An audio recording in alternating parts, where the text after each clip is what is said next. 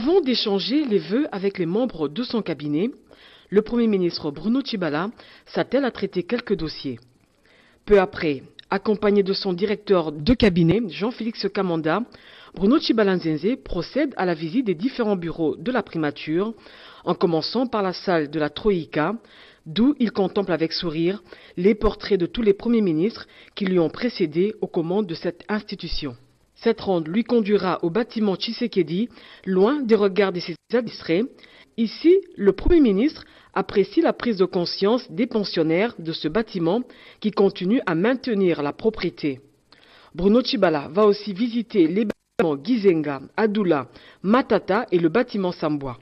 Pour le chef du gouvernement, cette visite avait pour but de faire un état des lieux des différents locaux en vue de se rendre compte si ce patrimoine de l'État est bien protégé et de savoir si la notion de la protection du bien commun est comprise. Les hommes passent et les institutions restent, a dit le chef du gouvernement, d'où la nécessité de bien préserver le patrimoine de l'État et ainsi permettre à son successeur de venir travailler dans des bonnes conditions. Après cette visite, le Premier ministre s'est dit satisfait de la prise de conscience des occupants des différents bureaux de la primature. Lentement et sûrement, le chef du gouvernement se dirige vers le jardin des premiers ministres pour son tout dernier échange des vœux. Un moment chargé d'émotions et de souvenirs sera une occasion pour Bruchi de rassurer l'opinion sur sa carrière politique et d'expliquer sa lutte menée plus de 38 ans aux côtés d'Étienne Tshisekedi pour l'instauration d'un état de droit. Devenu Premier ministre dans un contexte difficile où plusieurs de ses camarades socialistes ont crié à la trahison, lorsqu'il acceptait de négocier avec le pouvoir pour conduire le pays aux meilleures élections de son histoire et enfin aboutir à une passation civilisée du pouvoir, Bruno Tshibala avait plutôt un objectif majeur et incontournable, celui de conduire le peuple congolais aux meilleures élections de son histoire. Nous avons réalisé un parcours sans faute. À la tête du gouvernement d'union nationale issu de l'accord dit de la Saint-Sylvestre. Cet accord prescrivait 4 missions au gouvernement d'union nationale, au rang desquelles, en priorité, l'organisation des élections. Lorsque je me suis présenté le 16 mai 2017 à la représentation nationale pour solliciter l'investiture de ce gouvernement,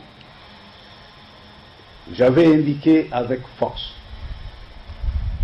que je conduirais le peuple congolais aux élections suivant le calendrier qui sera établi par la CENI.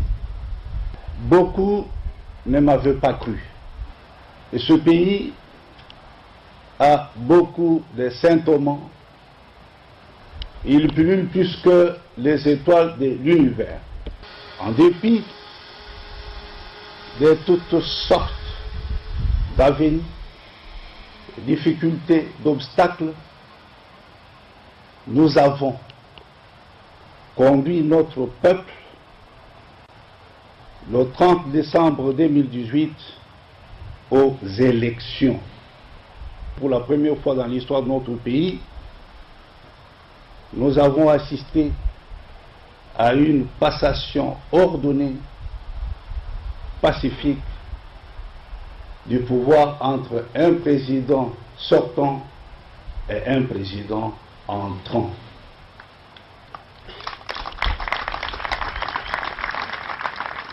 Tout en saluant la brillante élection de Félix-Antoine Tshilombo Tshisekedi, le Premier ministre a demandé à l'assistance d'applaudir frénétiquement pour le président élu.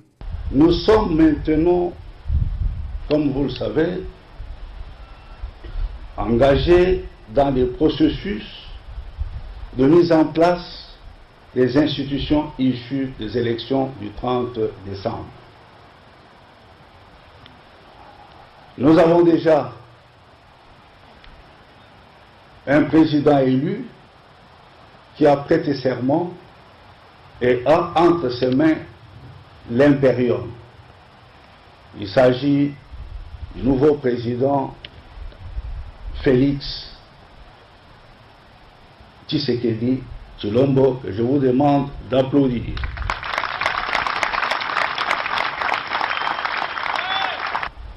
Lorsque toutes les conditions seront réunies, comme je viens de les souligner, la tête haute, la satisfaction d'avoir accompli mon devoir de patriote, je m'en irai. Et lorsque j'irai, il faut savoir que le sort d'acteur politique, c'est comme la démocratie. La démocratie n'a pas de terme. Parce qu'aussitôt qu'on a accompli une tâche, une mission, apparaissent les nouvelles libertés à conquérir, de nouvelles formes de combat à mener pour arriver à ce que nous, socialistes, marxistes, disons, la société juste. Dans son mot, le chef du gouvernement a fait savoir que cette passation civilisée du pouvoir au sommet de l'État a été rendue possible grâce à un homme, le véritable acteur de l'alternance, Joseph Kabila Kabange. Cet exploit n'a été rendu possible que grâce à un homme. J'ai cité le président Joseph Kabila Kabange. Lorsque me trouvant à Montréal en mission, j'ai déclaré à la presse que le président Kabila va respecter la Constitution. Il ne va pas solliciter un troisième mandat. Ici au pays, beaucoup se sont mis à récupérer et même à déclencher la guerre en me disant il ne faut pas oublier que vous revenez de la prison, vous pouvez y retourner.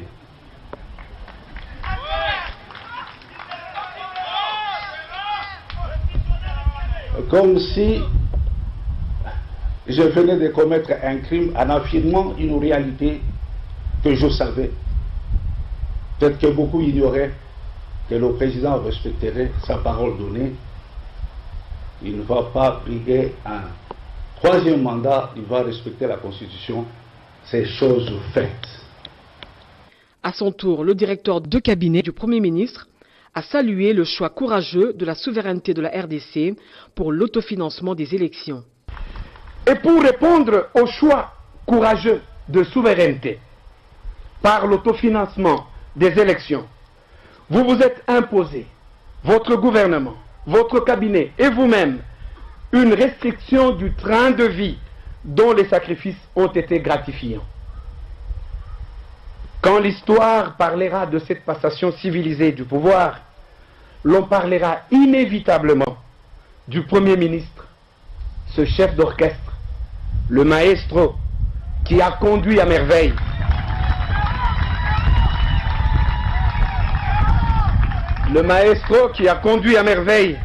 le chant de l'alternance politique en RDC, Bruno Tibalanzeze, que, mesdames et messieurs, je vous demande d'ovationner par vos applaudissements frénétiques. Jean-Félix Kamanda a rassuré aussi que le Premier ministre Bruno Tshibala reste et demeure un acteur important pour l'avenir politique de la RDC. Mais maintenant, Excellence, Monsieur le Premier ministre et chef du gouvernement, nos yeux sont tournés vers l'avenir. Le vôtre d'abord comme notre chef et le nôtre ensuite. Nous vous souhaitons de monter et de monter encore. La République a encore besoin de vous. Votre histoire d'amour avec la République, à laquelle vous avez consacré le plus cher de ce qui vous appartenait, n'est pas encore terminée. Quant à nous, sous votre direction, nous avons compris et épousé vos idéaux. Nous vous rassurons que quand il vous plaira de faire le rappel des troupes, nous travaillerons ensemble pour soutenir le courage là où il y a la peur, pour encourager la négociation là où il y a le conflit et donner l'espoir là où règne le désespoir, comme l'a si bien dit Nelson Mandela. Bonne et heureuse année 2019 à vous, Excellence, et à la République démocratique du Congo que vous chérissez tant. À l'occasion, une œuvre d'art a été remise au chef du gouvernement par le directeur de cabinet, Jean-Félix Kamanda, au nom de tous les membres de la primature, un cadeau qui transmet un message d'espoir. Cette œuvre s'intitule « Femme heureuse ». Femme nation, souriant et heureuse. Le Premier ministre, son Excellence Bruno Tshibala Nzende, a servi la nation et a réalisé les meilleures élections du pays. La RDC est désormais heureuse et souriante. Porte-bonheur. Femme patrie, transportée à partir d'une courroie vers un univers d'espoir. Le Premier ministre Bruno Tshibala Nzende